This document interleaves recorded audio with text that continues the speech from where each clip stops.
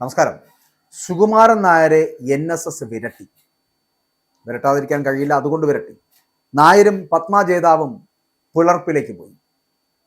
ഇവരൊക്കെ കൂടെ ഒരുമിക്കണമെന്ന് തീരുമാനിച്ചത് ആരായിരുന്നു? അല്ലെങ്കിൽ എന്തിനാണ് ഒരുമിച്ചത്? എന്തിനാണ് ഇവർ ഐക്യ ചർച്ചകൾ നടത്തിയത്? എന്തിനാണ് ഇവർ തകർന്നത്? സത്യത്തിൽ NSSും SNDP ഒരിക്കൽ കൂടി തകർന്നു പോകുന്ന കാഴ്ച കണ്ടിട്ട് ഇതാ മണിക്കൂറുകൾ മാത്രമേ ആയിട്ടുള്ളൂ. നായർ ഈഴവ വോട്ടുകൾ അത് തങ്ങൾക്ക് പഴയ പോലെ ലഭിക്കുന്നില്ല എന്ന് CPMനൊരു ബോധ്യമുണ്ട്. ആ മൂന്നാം ഭരണ തുടർച്ച ലക്ഷ്യമിടുന്ന LDFന് രണ്ട് സംഘടനകളുടെയും പിന്തുണ അനിവാര്യമാണ് എന്നുള്ള ബോധ്യം.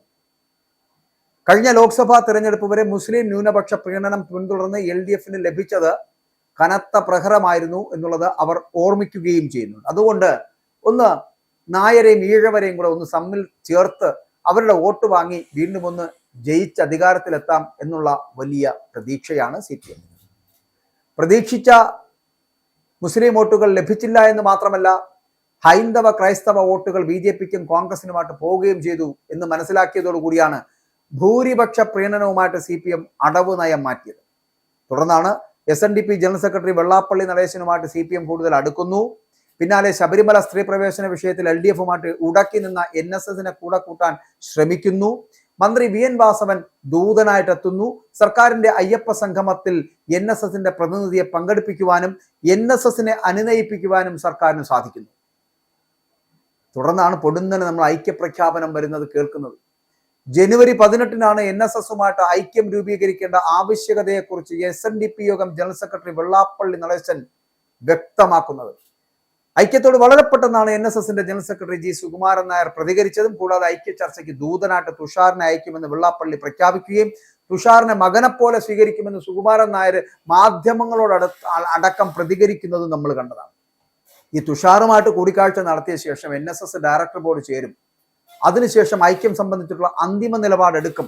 ഇതൊക്കെയായിരുന്നു സുകുമാരൻ നായർ അന്ന് പറഞ്ഞത്. എന്നാൽ ഐക്യത്തിന്റെ പിന്നിൽ രാഷ്ട്രീയമാണ് എന്ന തിരിച്ചറിവാണ് NDA കൺവീനറായിട്ടുള്ള തുഷാറുമായുള്ള കൂടിക്കാഴ്ച നടക്കും മുൻപ് NSS ഡയറക്ടർ ബോർഡ് വിളിച്ചു ചേർത്ത് ഐക്യനീക്കത്തിൽ നിന്ന് പിന്മാറുന്നതായിട്ട് സുകുമാരൻ നായർക്ക് പ്രഖ്യാപിക്കേണ്ടി വന്നത്. കാരണം ആ ഡയറക്ടർ ബോർഡ് കുത്തിന് പിടിച്ചു സുകുമാരൻ നായരുടെ.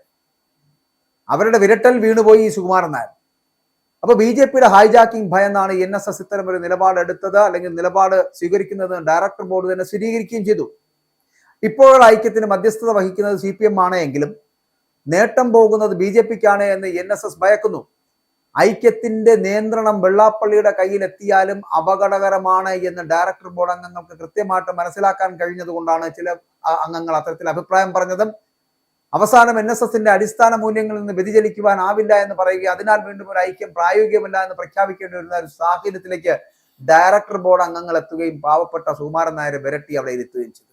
പ്രത്യേകിച്ച് NSSന് എല്ലാ രാഷ്ട്രീയ പാർട്ടികളോടും സമദൂര നിലപാടുള്ളതിനാൽ മറ്റെല്ലാ സമുദായങ്ങളോടും എന്ന വണ്ണം SNDPയോടും സൗഹാർദ്ദത്തിൽ വർത്തിക്കുവാനാണ് NSS ആഗ്രഹിക്കുന്നത് എന്നാണ് ഇപ്പോൾ പറയുന്നത്. NSS SNDP ഐക്യവുമായിട്ട് മുന്നോട്ട് പോകേണ്ടതില്ല എന്നതാണ് NSSന്റെ തീരുമാനം. സുകുമാരൻ നായർക്ക് വേറെ തീരുമാനമൊക്കെ ഉണ്ടായിരിക്കും. അപ്പോൾ ഇത് 4ാം തവണയാണ് NSS SNDP ഐക്യം പൊളിഞ്ഞു പാളിസാവുന്നത്. 1976-ലും 2005-ലും 2012-ലുമായിരുന്നു ഇതിനു മുമ്പുള്ള ഐക്യശ്രമങ്ങൾ നടന്നത്. ഉമ്മൻചാണ്ടി നേതൃത്വം നൽകുന്ന UDF സർക്കാരിൽ ന്യൂനപക്ഷം പിടിമുറുക്കുന്നു എന്നുള്ള ആരോപണം ഉന്നയിച്ചുകൊണ്ടായിരുന്നു 2012-ലെ ഐക്യനീക്കം നടത്തിയത്. 2 വർഷത്തിനുള്ള ആ ഐക്യമൊക്കെ അവിടെ തകർന്ന തരിപ്പണമായി. ഇവർ തമ്മിൽ ഒരിക്കലും യോജിക്കില്ല എന്നുള്ളതാണ്. ദേവസ്വം നിയമനം, സാമ്പത്തിക സംവരണം, മന്ത്രിസഭയിലെ താക്കോൽ സ്ഥാനം എന്നിവയായിരുന്നു NSSനും SNDPക്കും ഇടയിൽ അഭിപ്രായ ഭിന്നത ഉടലെടുക്കുവാനും ഐക്യം തകരുവാനും വഴിവെച്ച അന്നത്തെ വിഷയങ്ങൾ.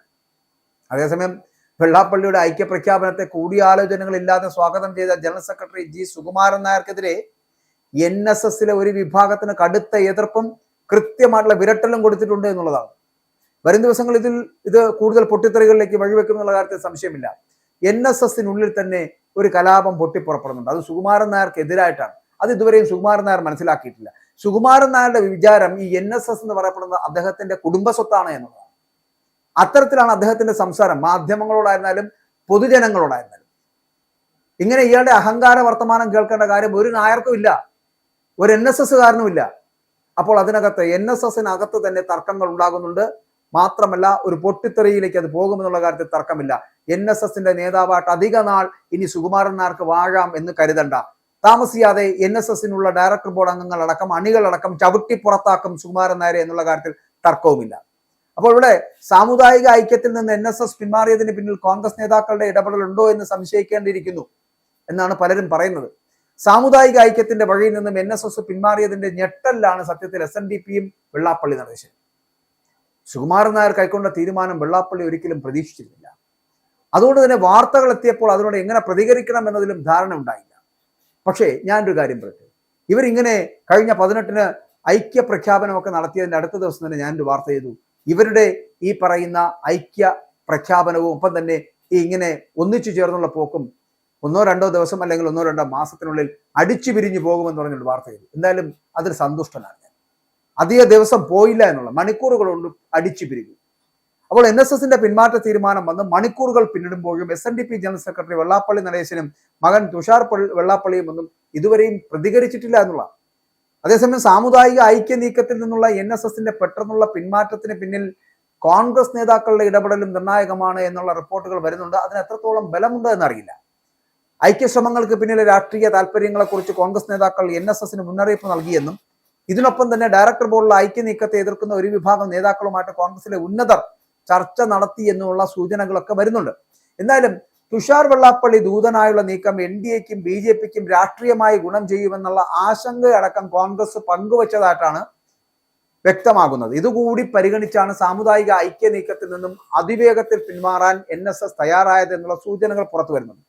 16 വർഷത്തെ ഇടവേളയ്ക്ക് ശേഷമാണ് SNDP NSS സംഘടനകൾ സാമുദായിക ഐക്യത്തിന് കാഹളം മുഴക്കിയത്. അത് പക്ഷേ ഈ നമ്മുടെ പ്രതിപക്ഷ നേതാവ് VD സതീശനെതിരായിട്ടുള്ള രൂക്ഷ വിമർശനങ്ങൾ ഉയർത്തുന്നതിനിടെയായിരുന്നു SNDP ജനറൽ സെക്രട്ടറി വെള്ളാപ്പള്ളി നടേശനും NSSന്റെ ജനറൽ സെക്രട്ടറി G സുകുമാരൻ നായരും കൈകോർക്കാൻ തീരുമാനിച്ചത്. സാമുദായിക ഐക്യം കാലഘട്ടത്തിന്റെ ആവശ്യമെന്നായിരുന്നു ഇരുവരുടെയും പക്ഷം. ജനുവരി 18-ന് കേരളമാകെ ഐക്യകാഹളം കേട്ടു. സുകുമാരൻ നായരും വെള്ളാപ്പള്ളിയും ഒരേ സ്വരത്തിൽ സാമുദായിക ഐക്യത്തിന് ആഹ്വാനം ചെയ്യുകയും ചെയ്തു. ഇതോടെ 16 വർഷത്തിന് ശേഷം NSSും SNDPയും കൈകോർക്കുമെന്ന് ഏവരും ഉറപ്പിച്ചു വിചാരിച്ചു. എന്നാൽ കേവലം 8 ദിവസം പിന്നിടുമ്പോൾ ഐക്യനീക്കം തകർന്നടിഞ്ഞതായിട്ടാണ് നമുക്ക് അറിയാൻ കഴിയുന്നത്. കേരളം സാക്ഷ്യം വഹിക്കുന്നത് അതിനാണ്. സാമുദായിക ഐക്യനീക്കം തകരാൻ ഒരേ ഒരു കാരണമെന്നാണ് NSS general secretary Sukumaran Nair പറയുന്നത്. ഐക്യത്തിന്റെ ദൂതനായിട്ട് വെള്ളാപ്പള്ളിയുടെ മകൻ തുഷാറിന് നിയോഗിച്ചുള്ള രാഷ്ട്രീയ ലക്ഷ്യം തിരിച്ചറിഞ്ഞുകൊണ്ടാണ് NSS പിന്മാറുന്നത് എന്നാണ് സുകുമാരൻ നായരുടെ പ്രഖ്യാപനം. ഐക്യദൂതുമായിട്ട് പെരുന്നേൽ തുഷാർ എത്തിയാൽ മകനെ പോലെ സ്വീകരിക്കുമെന്നൊക്കെ ആദ്യം പറഞ്ഞ സുകുമാരൻ നായർ അവസാനം ഐക്യ നീക്കം തന്നെ ഉപേക്ഷിക്കുവാൻ നേരിട്ട് പ്രമേയം അവതരിപ്പിച്ചതും നമ്മൾ കണ്ടതാണ്. ഇവിടെ BJP മുന്നണിയായിട്ടുള്ള NDAയുടെ പ്രമുഖ നേതാവായിട്ടുള്ള തുഷാർ തിരഞ്ഞെടുപ്പ് കാലത്ത് സാമുദായിക ഐക്യദൂതുമായിട്ട് എത്തുന്നതിന് പിന്നിലെ രാഷ്ട്രീയം വ്യക്തമാണ് എന്ന് പറഞ്ഞുകൊണ്ടാണ് സുകുമാരൻ നായർ പിന്മാറ്റം പ്രഖ്യാപിച്ചത്. രാഷ്ട്രീയമായിട്ടുള്ള ചായ്വുകൾ സംഘടനയുടെ സ്വതന്ത്ര നിലപാടിനെ ബാധിക്കുമെന്നും സമദൂരമെന്ന ആശയത്തിന് വെല്ലുവിളിയാണ് എന്നൊക്കെ NSS തിരിച്ചറിയുകയും ചെയ്തു. അപ്പോൾ അങ്ങനെ 16 വർഷത്തെ ഇടവേളയ്ക്ക് ശേഷം SNDP NSS സംഘടനകൾ സാമുദായിക ഐക്യത്തിന്റെ കാഹളം മുഴക്കിയിരുന്നു. ഈ ഐക്യത്തിന് പക്ഷേ 9 ദിവസത്തിൽ ഐക്യത്തിന് അന്ത്യം സംഭവിക്കുകയും ചെയ്തു. ഇതാണ് കേരളം സാക്ഷ്യം വഹിച്ചത്. ഇതിനകത്ത് ഒറ്റ ലക്ഷ്യമുള്ളൂ. ഏതെങ്കിലും വിധത്തിൽ കോൺഗ്രസോ UDFോ അധികാരത്തിലേക്ക് എത്തിയാൽ അവരുടെ താക്കോൽ സ്ഥാനങ്ങളിൽ വീണ്ടും കൈയിട്ട് പാരാം എന്നുള്ളൊരു മോഹം അറിയാതെയെങ്കിലും സുകുമാരൻ നായരുടെ മനസ്സിനകത്തേക്ക് ഏതോ കോൺഗ്രസ്സുകാരന്മാർ ഇഞ്ചക്ട് ചെയ്തു കൊടുത്തിരിക്കുന്നു. അതുകൊണ്ടാണ് രമേശ് ചെന്നിത്തല അടക്കമുള്ളവരെ വീണ്ടും മുഖ്യമന്ത്രി പദത്തിലേക്ക് തള്ളിയെടുക്കുവാൻ NSSന്റെ സമ്മർദ്ദതന്ത്രം പ്രയോഗിക്കുവാൻ തയ്യാറായിട്ട് സുകുമാരൻ നായർ ഇവിടെ ഈ ഐക്യകാഹളത്തിൽ നിന്ന് പിന്നാക്കം പോയിരിക്കുന്നത്. എന്തായാലും ഒരു NSSകാരൻ പറഞ്ഞാലും ഒരു SNDPകാരൻ പറഞ്ഞാലും ഇവിടുത്തെ രാഷ്ട്രീയ നിലപാടുകളിൽ നിന്ന് കോൺഗ്രസിനുള്ളിലെ VD സതീശനെ പോലുള്ള നേതാക്കൾ പിന്മാറില്ല എന്നുള്ളത് യാഥാർത്ഥ്യമാണ്, വസ്തുതയാണ്.